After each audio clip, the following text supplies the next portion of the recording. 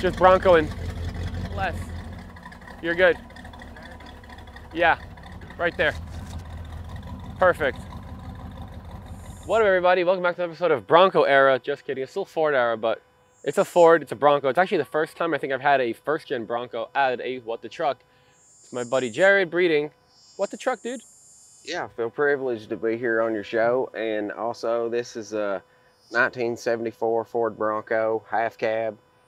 I've had the Bronco since 2008.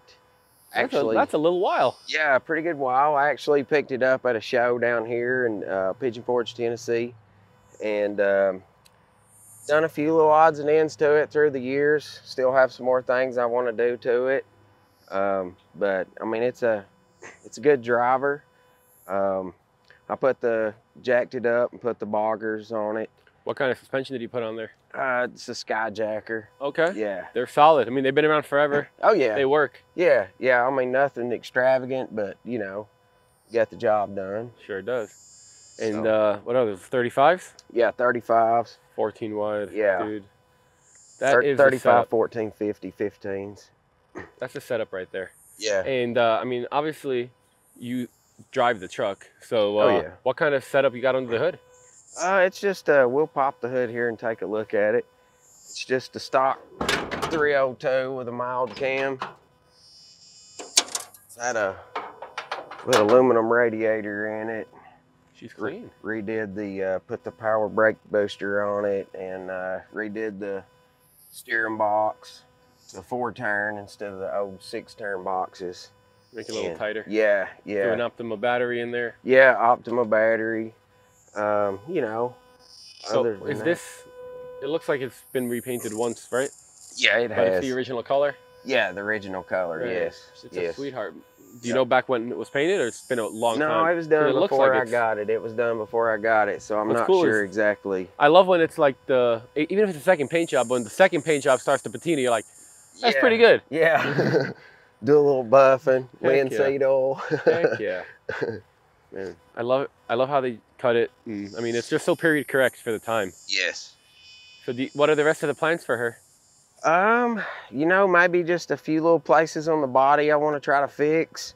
But other than that, honestly, I just want to enjoy it. That door's a little stiff. Other than that, I just really want to enjoy it. Dude, that interior is clean. Not really trying to make it perfect. I just had the headliner put in there. That looks awesome. And you got a stereo, you got AC. Yeah, it's got AC, vintage air, and it is cold. Oh, yeah. Especially a cab that small. It's probably freezing. Yeah, you have to turn it down, crank it back down. Turn the heat on. It'll definitely freeze you out. I got my floor mat upside down. Ah, that's all right.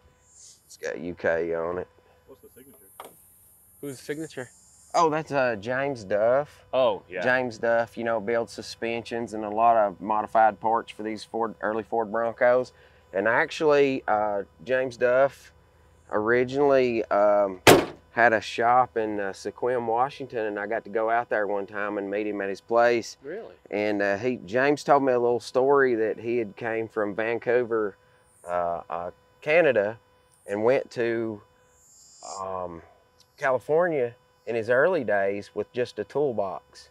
He said he just shows up out there, and this guy had a garage, gave him a chance, you know, to try to get up on his feet, and that's how he got started. And then when the early Broncos came out, he took an interest in them and wanted to race them and things, and he got in racing in Baja, California. And he also had told me a story once that he raced with Mickey Thompson and Parnelli Jones and Bill Strop.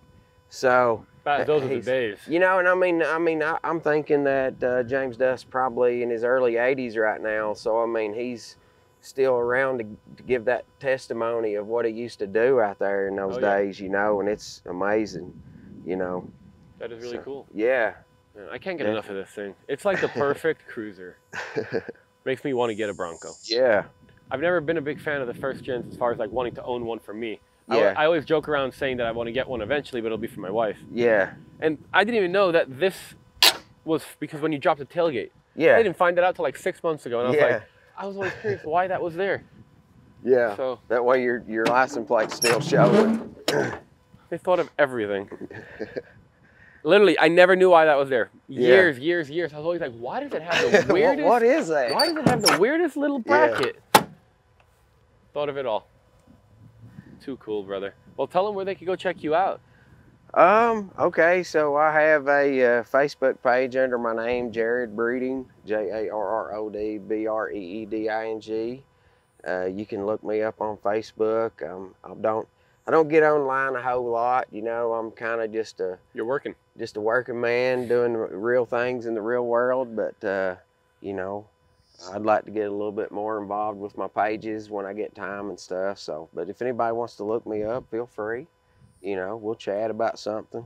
Might swap on some parts, trucks, whatever, you know. So. And he's been telling me for about almost a year now that I have to come visit him in Kentucky. So next time I come out to Kentucky, I think we might need to get together. Check out the Field of Dreams. Hell yeah. Definitely. We got a few hidden gems in the Field of Dreams, definitely. So. Well, Jerrod, thank you, brother. Hey, I appreciate you, man. I appreciate your time. Thank you all so much. Definitely, man. Definitely. It's a pleasure. And if you guys are not already subscribed, don't know what you're doing, hit the subscribe button. Drop a comment below. Let us know what do you think about this, and we'll see you in the next video. Awesome, man. Awesome.